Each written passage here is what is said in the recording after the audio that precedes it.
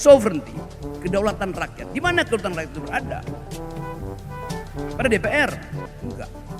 Pada kita. Kedaulatan itu enggak pernah kita serahkan pada DPR yang bahkan mewakili kita. Sebab itu satu-satunya penanda bahwa kita warga negara, kita berdaulat. Kalau kedaulatan saya serahkan pada anggota DPR, saya kehilangan kedaulatan. Lalu bagaimana saya mengkritik dia kalau saya nggak berdaulat? Bagaimana saya recall dia? Bagaimana saya menghukum dia? Jadi kedaulatan itu tidak pernah diserahkan pada DPR. Yang kacau di benak kita, DPR selalu klaim kami mewakili kedaulatan rakyat. Nggak ada. Anda hanya mewakili kepentingan politik kita 5 tahunan. Sementara kedaulatan itu melekat pada saya seumur hidup saya. Jadi filosofi itu yang sering kali tidak diajarkan di fakultas hukum. Tetapi kalau kita baca seluruh diskurs modern tentang yang disebut people sovereignty, itu artinya sekali lagi kita tidak pernah menyerahkan kedaulatan itu pada anggota DPR. Juga pada presiden, kita nggak serahkan kepada presiden. Juga pada hakim, kita nggak serahkan itu pada hakim. Karena itu inti dari republik.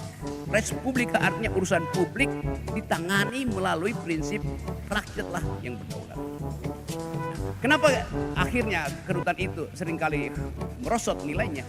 Karena ada feodalisme, karena ada oligarki, karena ada amplop, karena ada tekanan. Jadi supaya kedaulatan itu betul-betul kita resapi sebagai hak warga negara, harus ada politik oposisi.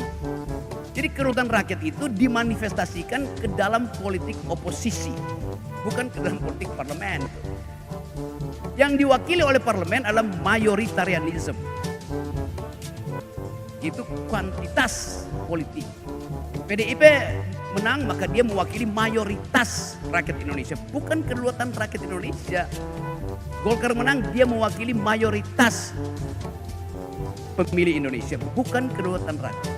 Jadi kedaulatan rakyat itu tidak boleh dikuantifikasi. Itu intinya. Dia adalah kualitas utama kita untuk mempersoalkan kekuasaan. Kalau kedaulatan itu dikuantifikasi, maka dia segera jadi statistik.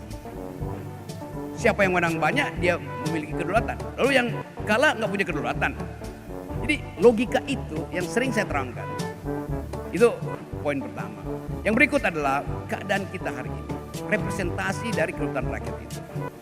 Saya tahu bahwa di Papua mungkin pejabat-pejabat gubernur udah masuk di sini.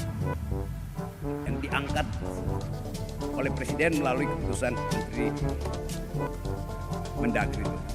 Hal yang sebetulnya saya pertanyakan terus.